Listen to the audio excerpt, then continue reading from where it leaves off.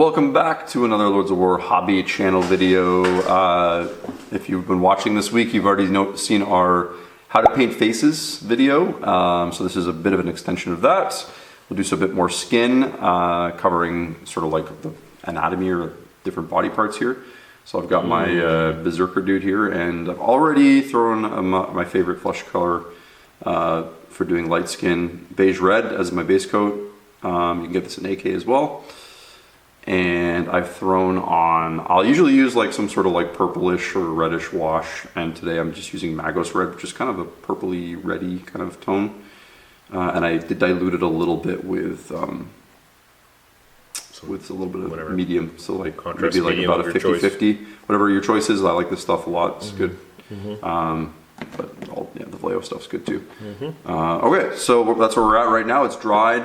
You can kind of see it's given me all the definition in all the musculature and everything like that. But one thing I like about the purplish reddish is it also kind of warms the skin up a little bit as well. So I'm gonna just I've got a couple of colors here on my palette. I'll show you just quickly a second before I get started. I've got my beige red and my light flesh, and I've got a bit of white here too to work with. So this guy's gonna be pale. He's gonna be pale, just like me. True. Just like me. I've got a pretty big brush here. I've got a number 4 I'm using. This is a big brush. I'm a big brush guy. Big brush. So first thing I always like to do is I just take the base coat color and I'll do a little bit of a cleanup to get some of the colors back in here. Painting in our awesome, nice, dark basement. So that's fun for us. I mean, it's well lit for wargaming. But for painting it, you'll need an extra lamp. I know it looks bright enough on camera, but sitting there, actually, the camera does enhance the lighting a bit. So, but if I was actually sitting and painting here, I would still bring my my lamp. There you go. So yeah, I mean, the nice thing about using the shades is it does give you like a really nice guide if you're kind of not the best layerer of colors or you're sort of new to it. This is a great way to kind of cheat a little bit. Obviously, that's why the shade thing works so well, is it gives you a lot of the kind of idea of where to put the paint, right? So you'll see, Chris and I use this I call it technique often, is in a lot of things, whether it's painting a skin or a weapon or armor, or you want to do non-metal something. We started in the middle point. So rather than just be, prime black and then work up to, do like a dark skin tone and then a medium skin tone and then a light skin tone, like building it up. We've started with basically a medium skin tone with a light shade to redefine the muscles a little bit. And now we're just, basically the whole thing starts higher up, if that makes sense, lighter than you might think. And it saves you a lot of time. Like, you don't have to start every model. I think we get in this case of like, we started from black and then we like slowly build the whole thing. I'm like, you can kind of cut out the first few bottom dark steps. Yeah. Just start higher up in the tonal range, and life will be easier, and the colors will go on nicer, frankly. So there you go. And then something else that I would comment is another thing sometimes people do when they're painting, especially got like a model like this that has a lot of muscle groups that are clustered together, is we get in this habit of trying to like fill in each one individually. In reality, like, now you do have to have some contrast because it's a small miniature. Yeah. But the reality is, like, if you look at a person's like arm or something, like they have like a muscular arm, like the difference between the big muscle and then the smaller muscle or the lower down is not.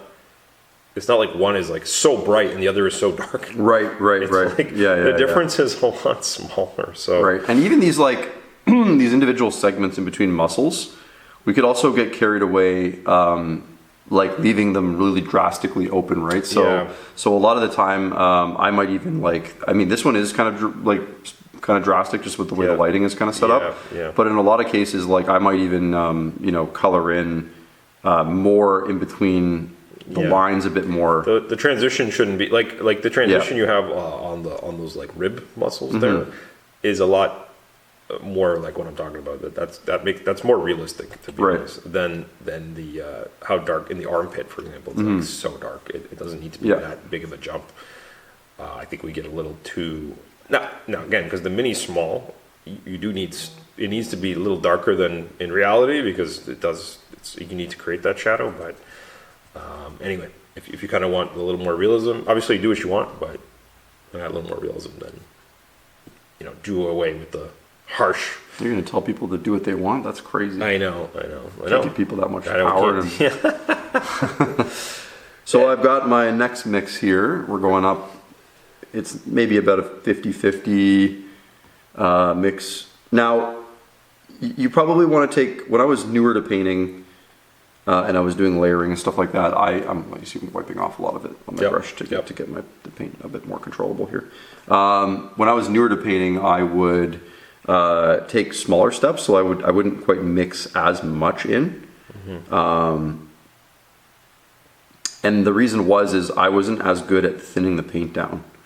So I found that I had to kind of like take smaller layer steps to account for the fact that my paint was a bit thicker and my transitions weren't as smooth. So the way I kind of circumvent that now is I thin the paint way more, and I can take bigger jumps in color that way. So that's kind of the idea behind that. So if you were not thinning your paint down as much, you might find that you want to, you might find that you need to maybe only mix 1 part light flesh into 2 parts thing, and then do that step and then do this step and that sort of thing. But if you thin your paints down nicely using a wet palette, it does make it a lot easier as well, and you can get away with these like bigger transitions, sort of like when you airbrush as well. Well, and you can see from the brushwork perspective, Chris kind of starts in a spot, he puts a bit of paint down, and then he like gently and quickly feathers it out. This is much more possible with a larger brush. A small brush just doesn't hold enough paint, doesn't hold enough moisture. It doesn't fan color out as nicely. It flops around more. So this you'll see this a lot with especially the various other online painters. It's like there's just a bit of paint and pushing it exactly where it needs to go and like teasing it in. You can already see it building up nicely and gently. That's the key to the smooth blend. There is thin paint and this brushwork. It's this like you can kind of see it. It's this tiny short brush stroke and very like it's the pressure on the brush. You have to practice this. This is it kind of is going to be way in the face. If you've just mostly sap chop or just base coat models, that's like just applying the paint without any technical thing. That's a starting point, but you have to build up to this to actually working, putting the paint back and forth and like blending it in with the background, and you can only do it with like a soft brush, practicing the brush work. The other thing is if your highlights are more translucent, you can do multiple steps with the same highlight. Building the color up more and more as you go. We're not like adding white to this. I haven't been adding anything. It's just been the same color, and you've just been seeing me do it like multiple times same color, to kind of make it nice and smooth. So it is a patient process. You do have to kind of take your time with it.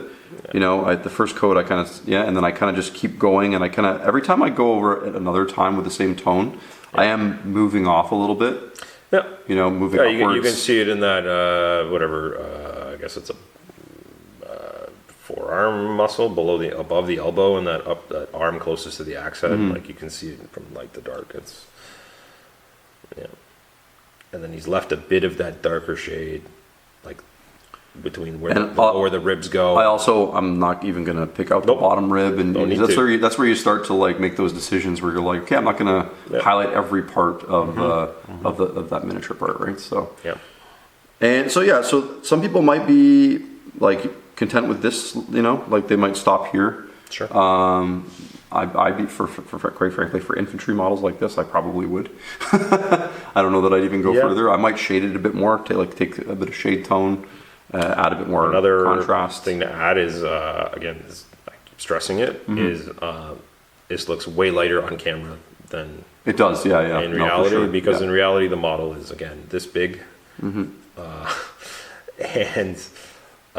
doesn't cast enough of a shadow, and they're going to be viewed from top down on the table. So this is the, yeah, you can see the difference here between like my mix yeah, and the brightest color. This is light flush, pure light flush now. right.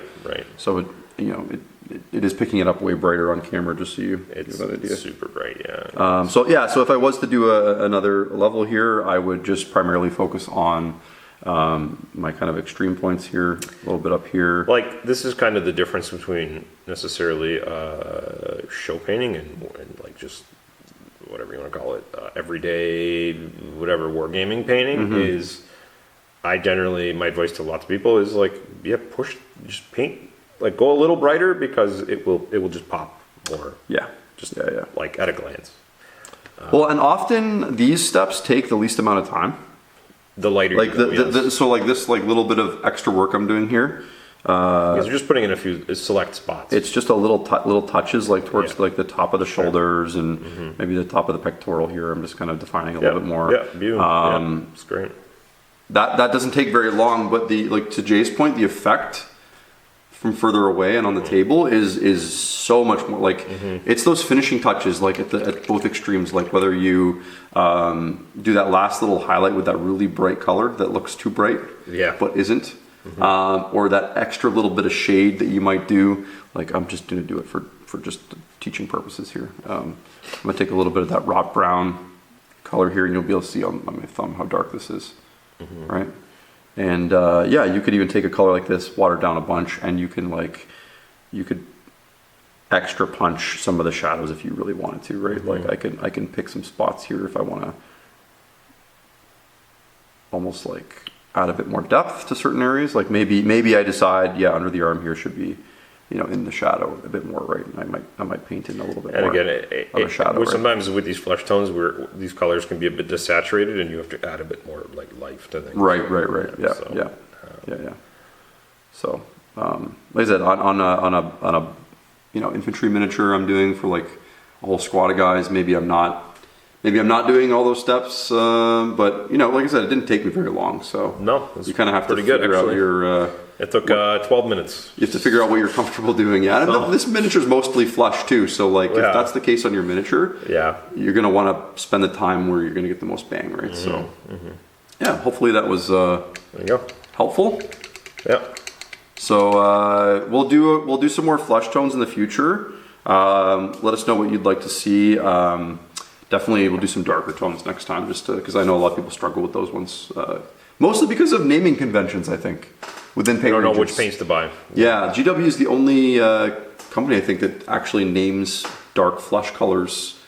So it's easy to pick, like all the catechin flush tone and stuff like that. Yeah. So yeah, we'll do a video using some of that stuff. All right. Well, thanks for watching, guys, and hopefully that helped. We'll see you.